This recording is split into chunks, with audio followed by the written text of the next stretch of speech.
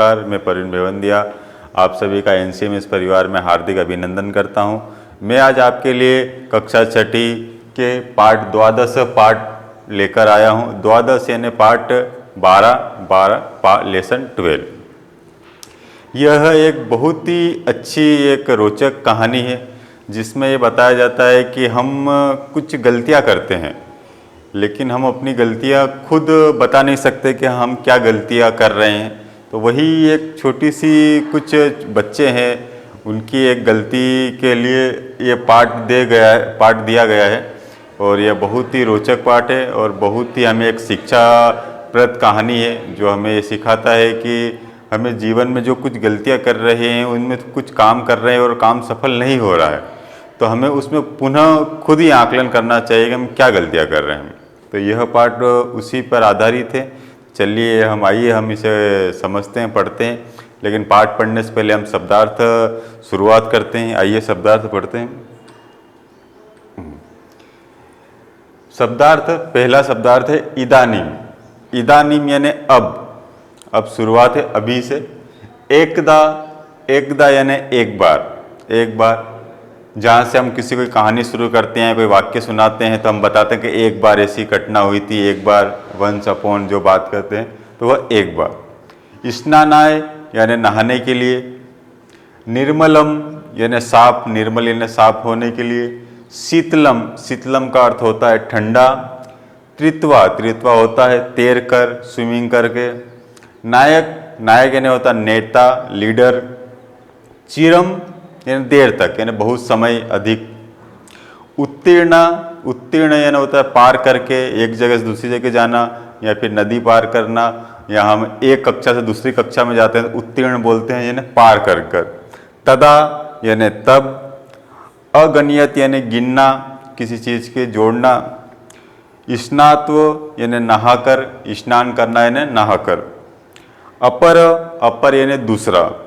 पुनः यानी फिर से या दोबारा। आइए इधर आते हैं। आसन यानी थे, थी। नज्ञ का अर्थ होता है नदी। तुस्निम यानी मौन, चुप, शांत। पथिक यानी राहगीर, जो रास्ते पर हम कहीं सफ़र करते हैं और हम रास्ते में जाते हैं तो हम राहगीर ही कहलाते हैं, रास्ते पर जाने वाला राहगीर। स्नातुम यानी नहाने के लिए। मग्न यानी डूब जाना, लिप्त हो जाना। प्रहष्टा यानी आनंदित, बहुत ही खुश होना। श्रुत्वा यानी सुनकर। इति का अर्थ होता है उद्धरण की समाप्ति का सूचक है। इति यानी किसी कार्य को समाप्त होना। इति का मतलब होता है हम कोई कार्य कर रहे हैं और उसकी जब हम दी एंड की घोषणा करते हैं तो वह इति कहलाता है। तो यह हमारे कुछ महत्वपूर्ण शब्दार्थ है। इन शब्दार्थों को आप अच्छे से थोड़ा याद करें, क्योंकि ये शब्दार्थ बिना हमें पाठ का अर्थ समझ में परेशानी होगी। तो ये पढ़ते हैं। अब हम लेसन पाठ शुरू करते हैं। चलिए आइए। द्वादश पाठ। द्वा का अर्थ होता है दो और दस यानी होता है 10। तो 2 और 10 कितने हो जाएंगे? 12। तो क्या है हमारा लेसन, क्या है? द्वादश यानी 12 पाठ। अब है दशम यानी क्या होता है? दशम एक संख्या है, 10, जिसे हम इंग्लिश में बोलते हैं और हिंदी में 10 बोलते हैं, और संस्कृत में दशम यानी होता है 10। त्वम का अर्थ होता है तुम, सामने वाले को बोलते हैं, सर्वनाम इसे बोलते हैं तुम। असी यानी हो, 10वें तुम हो। तो इस पाठ का नाम है 10वें तुम हो। चलिए आइए, क्या है इस पाठ का अर्थ, क्या निकलता है, इस पाठ को पढ़कर ही हमें समझ में आएगा। एकदा यानी एक बार। दस यानी 10। बालक यानी बालक, 10 बच्चे। स्नानाय यानी स्नान के लिए, नहाने के लिए।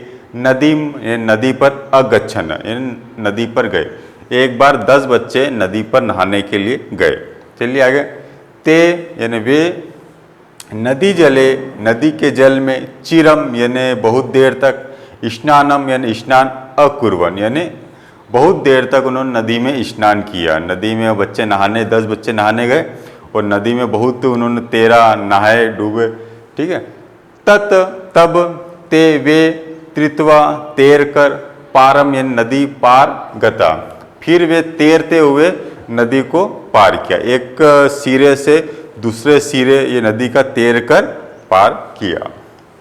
तदा तब तेसाम, तेसाम यानी उनके, नायक, नायक यानी उनका नेता, अप्रच्छत, तब उनके नेता ने अप्रच्छत यानी पूछा कि अब जब तैर कर नदी पार की है, या आप किसी ग्रुप के लीडर हो और सभी बच्चे आपके साथ आ रहे हैं, तो आप खुद एक बार पूछोगे क्यों सभी आ गए हैं, कोई रह तो नहीं गया, इस तरीके से। तो उन्होंने पूछा, तब उन्होंने पूछा, अपि सर्वे, हाँ सभी, बालक, सभी बालक, नदीम उत्तीर्ण, हम सभी बच्चों ने, हम सभी बालक ने नदी पार कर ली है। उत्तीर्ण है ना क्वेश्चन, है ना क्वेश्चन, है प्रश्न पूछा गया। ठीक, तो इसमें एक है, एक छोटा सा एक अर्थ फिर से समझाता हूँ कि एक बार 10 बच्चे नदी में नहाने गए, ठीक है ना, सबने बहुत देर तक नदी में नहाया, एक स्थान से दूसरे स्थान, नदी के एक कोने से दूसरे कोने में उन्होंने तैर कर नदी पार की। और वहाँ के जो उनका ग्रुप का लीडर था उसने सभी से पूछा क्यों सभी ने नदी पार कर ली है क्या। चलिए आइए बढ़ते हैं। तदा कश्चित बालक, तभी कश्चित यानी एक, अचानक, बालक, बालक यानी बच्चे, अगणित, एक बालक खड़ा हुआ और उसने पूछना, उसने गिनती शुरू करी। एक यानी एक, दो यानी दो, त्रय यानी 3, चत्वार यानी 4, पंच यानी 5, षष्ठ यानी 6, सप्त यानी 7, अष्टो यानी 8, 9 यानी 9 और इति यानी खत्म, समाप्त। क्योंकि बच्चे ने सबको लाइन से खड़ा किया और पूछना शुरू किया, 1 2 3 4 5 6 7 8 9, कितने गिने? 9 गिने। चलिए आइए, बच्चे कितने कुल थे? 10 थे। चलिए आगे बढ़ते हैं। सह, वह, स्वयं यानी स्वयं को, खुद को, न अगणित, लेकिन उस बालक ने स्वयं को गिनना वो भूल गया, स्वयं को गिन ही नहीं रहा है। अतः स औदत, अतः सह यानी वह, औदत यानी उसने कहा, वह बोला, 9 एव संति, यह तो सिर्फ 9 ही है, 9 बच्चे ही हैं। चलिए आगे बढ़ते हैं। दसम न अस्ति, 10 नहीं है, ये तो बच्चे कितने? 9 है, क्योंकि वो स्वयं को तो गिन ही नहीं रहा है। जब स्वयं को गिनेगा तभी 10 होंगे, लेकिन वो क्या कर रहा है? अपने को, सामने वाले बच्चों को गिन रहा है, तो कितने आएंगे? 9 आएंगे। दसम न अस्ति यानी 10 नहीं है। अपर अपि बालक पुनः अन्यायन बालकान अगणित, अपर यानी उसके बाद, अपि बालक बालकों को, पुनः फिर से, बालकान अगणित फिर से बालक, दूसरे बच्चा एक खड़ा हुआ, अन्य बालक खड़ा हुआ और उसने भी वही किया जो फर्स्ट वाले ने, पहले वाले बालक ने किया था, कि सभी को लाइन में खड़ा करके गिनना शुरू किया, लेकिन अंत में क्या हुआ कि वो स्वयं को गिनना भूल गया। तदा अपि 9 एव आसन, उसके बाद उसके गिनने के बावजूद ही, तब अपि 9 एव आसन, और वह गिना उसके बावजूद भी 9 ही आए। अतः ते निश्चयम, अतः वे सब ने निश्चय किया, अकुर्वन निश्चय किया, यत वो दसम नग्या मग्न, ने 10वां है वो नग्य नदी में मग्न है, डूब गया। जो 10वां बालक था, जो 10वां बच्चा था, वो क्या हुआ? नदी में डूब गया। सभी ने एक एक करके बच्चे गिने, लेकिन 9 आ रहे थे, लेकिन उनको लग तो रहा था कि ये सभी हैं, लेकिन वो स्वयं को गिनना भूल गए। ते दुखिता, वे सब दुखी होकर, तुस्निम यानी मौन, चुप, अतिष्ठिन, और वहीं पर नदी किनारे बैठ गए और सब दुखी होकर रोने लगे, पश्चाताप करने लगे कि हमारे साथ में एक जो 10वां बालक आया था वो नदी किनारे डूब गया। चलिए आइए। तदा कश्चित पथिक, तब अचानक, पथिक यानी राहगीर, जो रास्ते पे उसी नदी किनारे रास्ता भी बना हुआ था, तो उस रास्ते से एक राहगीर जा रहा था। तत्र आगच्छत यानी वहाँ से, तदा अचानक रास्ते राहगीर वहाँ पर आया।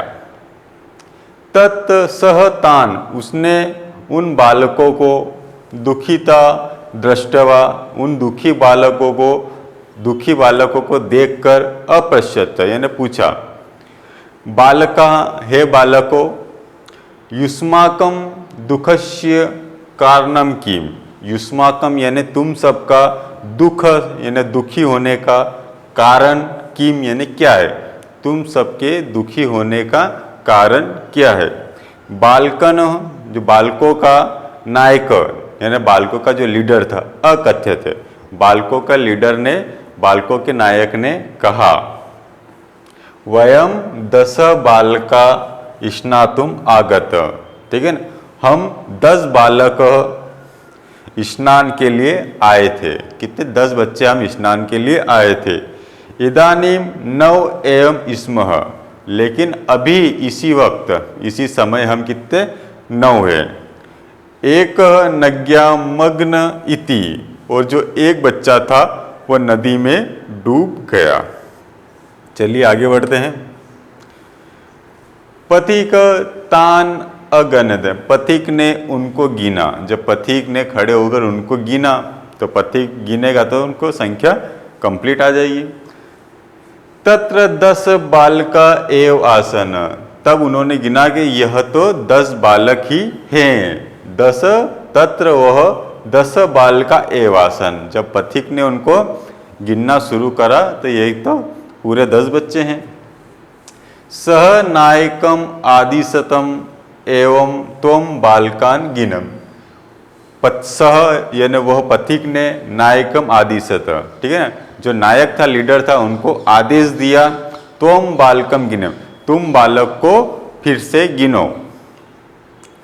सह तुम नवम बालकम एवं अगणित। ठीक है ना, सह तू 9 बालकम एवं अगणित। उसने कहा कि हम तो 9 बालक है, मैंने गिन लिया है। तदा पथिक अवदत्त, तथा पथिक अवदत्त, तब पथिक ने कहा, 10 त्वम असीति, लेकिन 10वें तुम स्वयं हो। ठीक है ना, उसने कहा कि मैंने 10 बालक पूरे गिन लिए हैं, और बार बार हम सभी ने गिने हैं, लेकिन कितने? 9 बालक ही आ रहे हैं। तथा पथिक, तब पथिक राहगीर ने कहा कि 10वें त्वम असी, पाठ का नाम भी था 10वें त्वम असी, यानी 10वें तुम हो। तत् श्रुत्वा प्रहत्वा, तब यह सुनकर प्रहष्टा यानी खुश होकर, भूत्वा सर्वे गृहम अगच्छत, और सभी खुशी खुशी घर की ओर लौट गए। ठीक है, इस पाठ से हमें यह शिक्षा मिलती है कि कुछ काम हम कर रहे हैं, लेकिन वह बार बार करने के बावजूद भी वह हम उसमें सफल नहीं हो रहे हैं, तो कुछ न कुछ हम उसमें गलतियां कर रहे हैं। उस काम को हम फिर से पुनः आकलन करें, पुनः फिर से हम देखें। उसके बाद अगर हम देखेंगे उस पाठ को क्या गलती की है, तो हम फिर से सफलता प्राप्त कर लेंगे। तो यह पाठ हमने आज आपके लिए पाठ 12 पाठ लेकर आए हैं, और यह पाठ हमने इसके साथ में आपको PDF फाइल भी उपलब्ध करा दी है। एक जो लास्ट वाला जो प्रश्न है आप सभी के लिए, वह प्रश्न हमने आप सभी को इसलिए होमवर्क के रूप में दिया है, जिसमें चित्र देखकर संख्या लिखनी है। अगर वो चित्र आपको समझ में नहीं आ रहा है, तो जो प्रथम प्रश्न है, अब उसमें से आपको गिनती दे रखी है, संख्या दे रखी है, उसे देखकर आपको उसे भरना है। तो आज के लिए इतना ही। नमस्कार।